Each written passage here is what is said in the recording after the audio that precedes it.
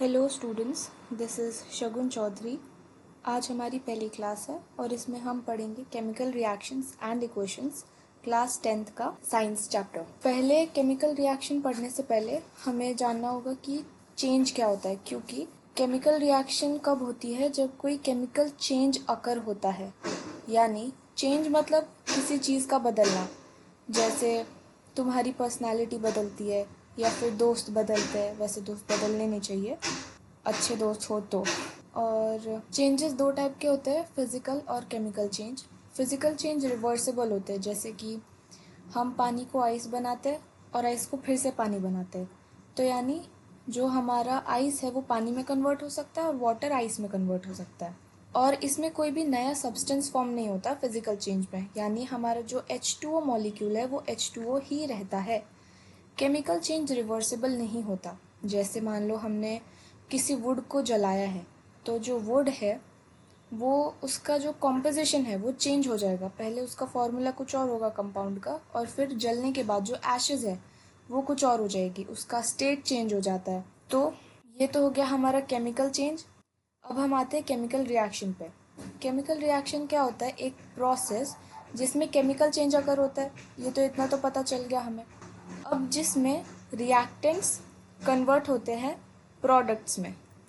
ये देखो, रिएक्टेंट होते हैं हमारे लेफ्ट हैंड साइड पर और प्रोडक्ट्स होते हैं हमारे राइट हैंड साइड पर। ओके, तो जब रिएक्टेंट एक या एक से ज़्यादा रिएक्टेंट एक दूसरे के साथ रिएक्ट करता है, मर्ज करता है या फिर टूटता है या फिर चेंज होता है, और वो एक नया प्रोडक्ट या फिर बहुत सारे प्रोडक्ट बनाता है, तो उसे कहते हैं हम केमिकल रिएक्शन, जिसमें जो हमारा रिएक्टेंट है उसका केमिकल कॉम्पोजिशन यानी उसका जो फॉर्मूला है वो चेंज हो जाता है।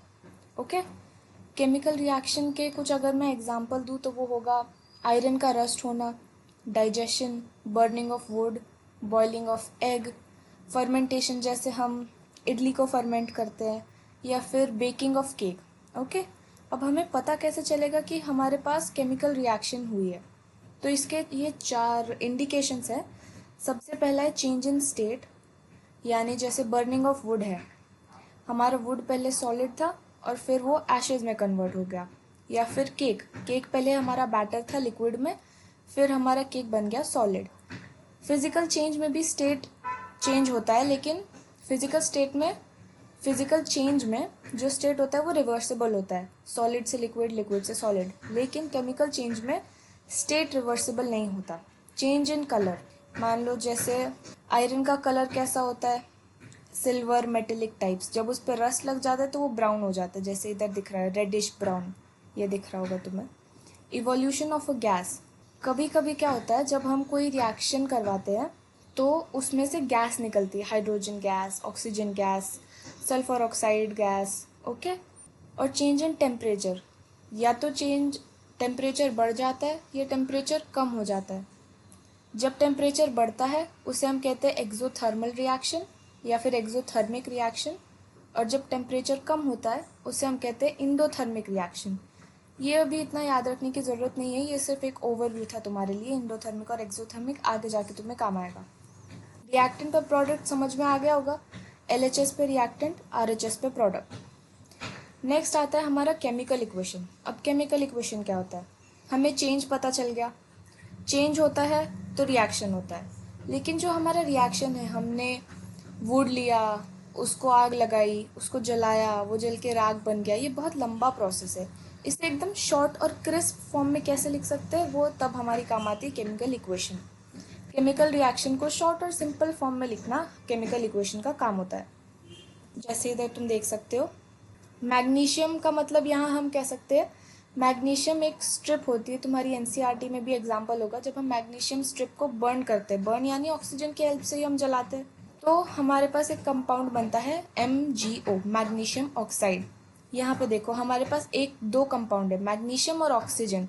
ये दोनों बदल के कुछ और ही मैग्नीशियम ऑक्साइड बन गए, यानी हमारा जो कंपाउंड है उसका कॉम्पोजिशन चेंज हुआ है, तो यानी केमिकल रिएक्शन टेक प्लेस हुआ है। ओके, और स्टेट भी बदला है। जैसे वुड को जला के एशेज बनती है, वैसे ही इस स्ट्रिप को जलाकर भी एशेज बनेंगी, और वो एशेज हमारी होगी मैग्नीशियम ऑक्साइड की एश। अभी तुम्हें पता कैसे चलेगा कि मैग्नीशियम को हम Mg लिखते हैं और मैग्नीशियम ऑक्साइड को MgO, तो इसके लिए ये टेबल तुम्हें काम आएगा। का एक स्क्रीनशॉट ले लेना तुम लोग, जिसमें तुम्हें हर एक एलिमेंट का उसे रिप्रेजेंट कैसे करते हैं, जैसे आयरन को Fe, कॉपर को Cu, बेरियम को Ba, क्लोरीन को Cl, कैल्शियम को Ca। ओके, और ये सब अच्छे से याद कर लेना ताकि तुम्हें आगे केमिकल इक्वेशन लिखने में प्रॉब्लम ना आए। नेक्स्ट हमारा इस चैप्टर का सबसे important part, how to balance a chemical equation. इसमें क्या होगा, हमें क्वेश्चन में एक इक्वेशन दी जाएगी, जैसे तुम्हें यहाँ दिख रही है Fe plus H2O gives Fe3O4 यानी फेरिक ऑक्साइड या फिर ferrous oxide plus H2O। Fe3O4 होता है फेरस ऑक्साइड। तो हमारी जो केमिकल इक्वेशन है हमें दी जाएगी Fe यानी iron plus H2O water gives Fe3O4 यानी ferrous oxide plus H2 hydrogen gas. अभी हमारा सबसे पहला स्टेप अकॉर्डिंग टू एनसीईआरटी होगा, सारे जो भी हमारे कंपाउंड है उनके अराउंड बॉक्सेस बनाना, ताकि हमें बाद में कंफ्यूजन ना हो। बॉक्स बनाने के बाद हम एक टेबल बनाएंगे। पहले एलिमेंट कौन कौन से हमारे पास, आयरन, हाइड्रोजन, ऑक्सीजन। अभी LHS पे कितने एटम्स है, आई रिपीट, कितने एटम्स है उस एलिमेंट के, हमें वो मेंशन करना है। LHS पे Fe के कितने हैं, ओनली 1, और RHS पे है 3, तो 1 और 3। सेम विद हाइड्रोजन 2 और 2, और ऑक्सीजन 1 और 4। तो ये टेबल कंप्लीट हो गया हमारा। नेक्स्ट अब हम क्या करेंगे, start with element having maximum number of atoms, यानी इस टेबल में से LHS और RHS के एटम्स को पहले हम ऐड करेंगे, और जिसमें सबसे ज़्यादा एटम्स प्रेजेंट होंगे उसको हम बैलेंस करना शुरू करेंगे। यहाँ पे अभी हमें दिख रहा है कि ऑक्सीजन के एटम सबसे ज़्यादा है, यानी 5 इन टोटल। तो पहले हम ऑक्सीजन को बैलेंस करेंगे।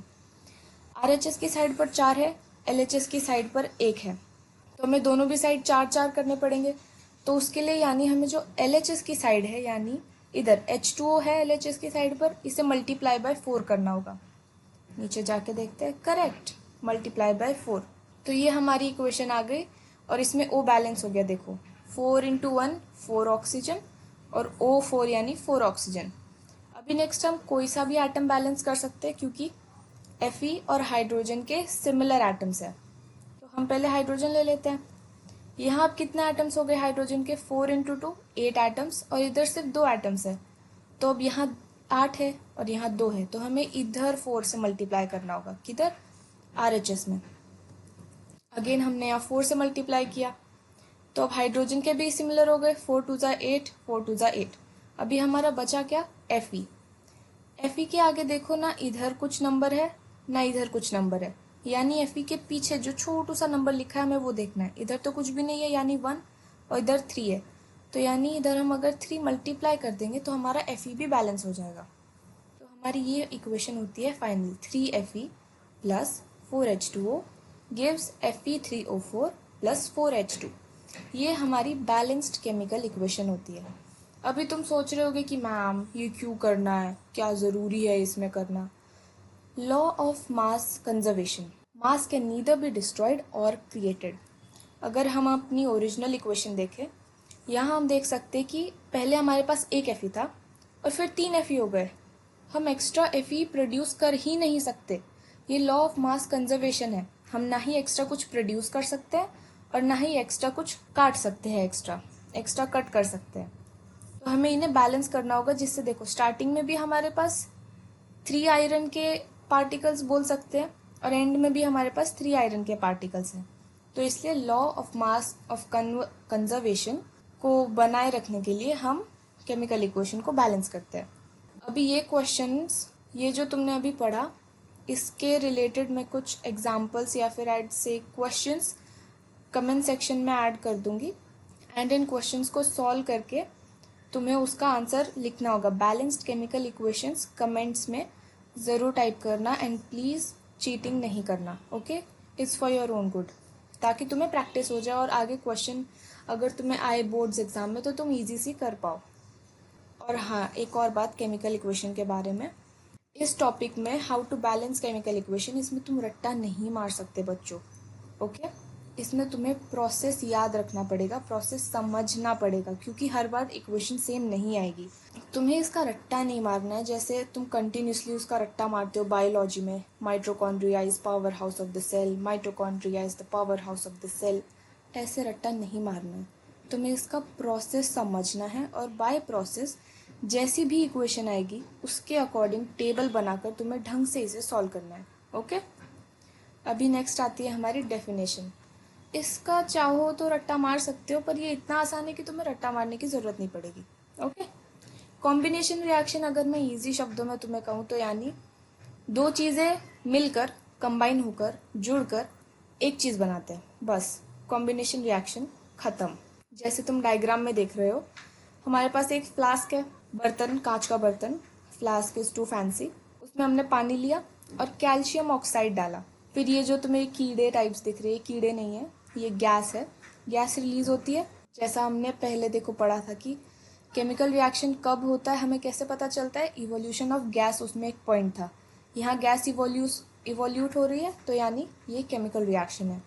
जब ये दोनों रिएक्ट करते हैं तो तुम्हें यहाँ दिख रहा होगा CaO, मतलब हमारा कैल्शियम ऑक्साइड, जिसे हम क्विक लाइम भी बोलते हैं, वो पानी के साथ रिएक्ट करके CaOH2 यानी कैल्शियम हाइड्रोक्साइड बनाता है, जिसे हम स्लेट लाइम भी बोलते हैं। तो यहाँ जो दो चीज़ें हैं, वाटर और कैल्शियम ऑक्साइड, सिर्फ एक चीज़ बना रहे हैं, वो है कैल्शियम हाइड्रोक्साइड। हीट को हम इसमें एज अ प्रोडक्ट काउंट नहीं करते, क्योंकि हीट तो हीट ही है, वो टेम्परेचर चेंज है, वो बाद में नॉर्मल हो ही जाना थोड़ी देर बाद में, तो हम उसे नहीं करते क्योंकि वो परमानेंट नहीं है, दैट इज़ टेम्पररी। ओके, ये हमारा कॉम्बिनेशन रिएक्शन है, दो चीज़ मिलकर एक चीज़ बनाती है। नेक्स्ट, डीकम्पोजिशन, एकदम कॉम्पोजिशन का उल्टा। एक चीज़ टूट कर दो चीज़ बनाती है, दो या दो से ज़्यादा भी बना सकती है, ज़रूरी नहीं है। जैसे इसमें देखो, टेस्ट ट्यूब में हमने FeSO4 फेरस सल्फेट डाला और उसे हीट किया, तो हमारा उससे क्या बना, Fe2O3 यानी ferric oxide, SO2 sulphuric dioxide, SO3 sulphuric trioxide. अभी ये भी हमारा केमिकल रिएक्शन है, क्योंकि इसमें हमारी दो गैसेस बन रही है, SO2 SO3। ये गैस तो उड़ जाएंगी, पर still there present there, heat की तरह नहीं है कि गायब हो जाएंगी, they still be present there, और Fe2O3 बच जाएगा हमारा टेस्ट ट्यूब में। अब बच्चों, अगर तुम कभी भी लैब में जाके एक्सपेरिमेंट करते हो तो ध्यान रखना है कि कुछ भी उल्टा सीधा मिक्स नहीं करना, नहीं तो बूम, टीचर के इम्प्रोविजन के अंडर ही तुम्हें एक्सपेरिमेंट करना है। हमें कभी मौका नहीं मिला क्योंकि हम थे लॉकडाउन वाले बैच, और तुम्हें अगर मिल रहा है तो ध्यान से एक्सपेरिमेंट करो और उसके मज़े लो। ओके ओके, ऑफ टॉपिक हो गया ज़्यादा। Decomposition reaction complete. Displacement reaction. Displacement reaction क्या होता है, जब एक एलिमेंट पार्टी बदल लेता है। क्या करता है, पार्टी बदल लेता है। इसमें यहाँ तुम देख सकते हो, जो ग्रीन कलर का एटम है, I will point it out, ये ग्रीन कलर का एटम। अब तुम इसे कुछ भी कलर बोलो, देखो मुझे इतना कलर नहीं आता, ये तुम्हारे लिए एक्वा ब्लू है, एक्वा ग्रीन है, कुछ भी, हम इसे एक्वा कलर मान लेते हैं। ये एक्वा कलर और ये पर्पल। इसमें यहाँ पे ये जो पर्पल कलर है वो है धोखेबाज, ये एक्वा को धोखा देके ग्रीन के पास पार्टी बना लेता है। तो यहाँ देखो, एक्वा को ये अकेला छोड़ देते हैं और ये दोनों पार्टी बना लेते हैं। तो ये हमारा डिस्प्लेसमेंट रिएक्शन, जब एक मॉलिक्यूल दूसरे मॉलिक्यूल को धोखा देकर तीसरे मॉलिक्यूल के साथ पार्टी बना लेता है। ओके, जैसे तुम्हें इधर दिख रहा है, Fe हमारा सिंगल मॉलिक्यूल है और CuSO4 हमारा कंबाइंड मॉलिक्यूल है। तो इसमें जो हमारा SO4 है वो पार्टी बदल के Fe आयरन के पास चला जाता है और FeSO4 बना लेता है और कॉपर को अकेला छोड़ देता है, जो कि आयरन के ऊपर एज अ रस्ट जमा हो जाता है। यहाँ तुम्हें इक्वेशन भी दिख रही होगी, Fe plus CuSO4 gives Cu plus FeSO4। यहाँ हमारे SO4 ने पार्टी बदल ली है, कन्फर्म्ड। ओके, अब डबल डिस्प्लेसमेंट रिएक्शन मतलब दो बार पार्टी बदली जाती है, दोनों के दोनों ही पार्टी बदलू है। AB plus CD gives AD plus CB, यानी इधर ना तो A को B पसंद है, ना B को A पसंद है, और ना C को D पसंद है, ना D को C पसंद है। तो ये जिसको भी पसंद करते हैं उसके पास चले जाते हैं। A आ जाता है D के पास और B आ जाता है C के पास। ओके, ये हमारा सिंपल डबल डिस्प्लेसमेंट रिएक्शन। इसका एक एग्जाम्पल है sodium sulphate plus barium chloride. अब यहाँ पर बेरियम को क्लोराइड नहीं पसंद, उसे सल्फेट पसंद है, तो बेरियम सल्फेट के पास चला जाएगा। और क्लोराइड को भी बेरियम नहीं पसंद, उसे सोडियम पसंद है, तो वो क्लोराइड के पास सोडियम के पास चला जाएगा। तो हमारा फाइनल आंसर होगा barium sulphate plus sodium chloride. इन दोनों ने भी पार्टी बदल ली है क्योंकि ये दोनों एक दूसरे को पसंद नहीं करते थे और ये जिसको पसंद करते थे ये उसके पास चले गए। ओके, तो मैं लाइफ में ऐसा नहीं करना है। नाउ हमारा फाइनल एकदम लास्ट टॉपिक है कोरोजन और रैंसिडिटी। ये सबसे सबसे सबसे इजी पार्ट है इस चैप्टर का। कोरोजन मतलब कोई हमारा प्योर मेटल है, उसका क्वालिटी डिग्रेड होना, वो होता है कोरोजन। वो क्यों होता है? मॉइस्चर की वजह से या फिर एसिड की रिएक्शन की वजह से। जो आयरन पे रस्ट लगता है उसे हम आयरन के कोरोजन को एक स्पेशल नाम दे देते हैं, रस्टिंग। वैसे ही अगर सिल्वर को कोरोजन होता है तो वो ब्लैक बन जाता है, और कॉपर को कोरोजन होता है तो वो ग्रीन बन जाता है। कभी कभी देखा है तुम्हारे मम्मी के चांदी की पायल होंगी या फिर चांदी की अंगूठी होगी, वो बहुत टाइम तक रखी है तो धीरे धीरे धीरे वो ब्राइट सिल्वर कलर थोड़ा थोड़ा गाढ़ा काला पड़ जाता है। वो कोरोजन ही होता है क्योंकि एटमॉस्फेयर में वो मॉइस्चर जो प्रेजेंट होता है वो रिएक्ट करता है सिल्वर के साथ। ये कोरोजन है। और कोरोजन से बचाने के लिए हमें जो हमारा प्योर मेटल है उसे कुछ ऐसी चीज़ों से कवर करना पड़ता है जो कि मॉइस्चर या फिर किसी एसिड के साथ रिएक्ट नहीं करते। जैसे हम ऑयलिंग कर सकते हैं, पेंट लगा सकते हैं उस पर, या फिर टिन या जिंक प्लेटिंग कर सकते हैं, क्योंकि टिन और जिंक काफ़ी स्टेबल एलिमेंट्स होते हैं और वो मॉइस्चर और एसिड के साथ रिएक्ट नहीं करते। ओके, इसमें बस यही दो चीज़ें ध्यान रखनी है, कोरोजन की डेफिनेशन और कोरोजन को प्रिवेंट कैसे करते हैं। और नेक्स्ट है रैंसिडिटी। इसमें भी यही है। रैंसिडिटी की डेफिनेशन, जब फूड के अंदर का जो फैट और ऑयल होता है वो ऑक्सीडाइज हो जाता है। ऑक्सीडाइज मतलब ऑक्सीजन से रिएक्ट करता है। सराउंडिंग हमारी एटमॉस्फेयर में जो भी ऑक्सीजन प्रेजेंट है उससे रिएक्ट करता है, तो वो रैंसिड हो जाता है। रैंसिड मतलब खराब हो जाता है, उसका स्मेल और टेस्ट बेकार हो जाता है। जैसे बहुत दिन तक तुम किसी डब्बे में अपना फेवरेट ब्रेड रख के भूल गए और तुम 1 महीने बाद खोलोगे और उसमें इतनी गंदी स्मेल आएगी और वो खाने लायक छोड़ो देखने लायक भी नहीं बचेगा। तो वो जो मॉइस्चर प्रेजेंट होता है ना उस डब्बे में, उसका ऑक्सीजन उसके साथ रिएक्ट करके उसे ख़राब कर देता है। अभी अगर तुम्हें अपना ब्रेड बचाना है तो ध्यान से सुनो क्या करना है। जैसे चिप्स के पैकेट होते हैं, तुमने देखा है वो कितने भी दिन तक बंद रहे वो ख़राब नहीं होते। और ये जो तुम कहते हो ना लेज़ में सिर्फ हवा होती है, लेज़ में सिर्फ हवा होती है, ये सिर्फ तुम्हारे चिप्स को बचाने के लिए होती है, ठीक है। वो सिर्फ हवा ऑक्सीजन नहीं होती, वो होती है नाइट्रोजन गैस। नाइट्रोजन गैस क्या करती है? प्रिवेंट करती है ऑक्सीजन को वो चिप्स के ऑयल्स और फैट से रिएक्ट करने के लिए। ओके, तो वो हवा नॉर्मल हवा नहीं होती, वो नाइट्रोजन होती है, ताकि तुम्हारे चिप्स बचे रहे और खाने लायक रहे, ठीक है। वैसे ही मान लो अब तुम घर पे कहीं से नाइट्रोजन गैस तो ला नहीं सकते, तो मान लो कोई पन्नी में कोई चीज़ है, पॉलीथीन में, पैकेट में, उसे बचाने के लिए हम क्या कर सकते हैं? वैक्यूम। ना रहेगा ऑक्सीजन, ना होगी रैंसिडिटी। ओके, ना कोई हवा, ना कोई ऑक्सीजन, ना कोई ऑक्सीडाइजेशन। तो हम एक तो नाइट्रोजन गैस ऐड कर सकते हैं या फिर वैक्यूम कर सकते हैं। और यहाँ होता है हमारा चैप्टर दी एंड, ख़त्म। थैंक यू सो मच बच्चों। एंड इस चैप्टर के लिए तुम्हें मेन चीज़ें, तुम्हारा आज का होमवर्क होगा, एक तो कमेंट सेक्शन में मैं तुम्हें डालूंगी क्वेश्चंस, वो सॉल्व करने हैं, चीटिंग नहीं करनी है। और बिना गूगल पे या chat GPT, specially chat GPT पे सर्च मारे मुझे बताना है कमेंट्स में कि पेंसिल को शार्प करना एक फिजिकल चेंज है या केमिकल चेंज है।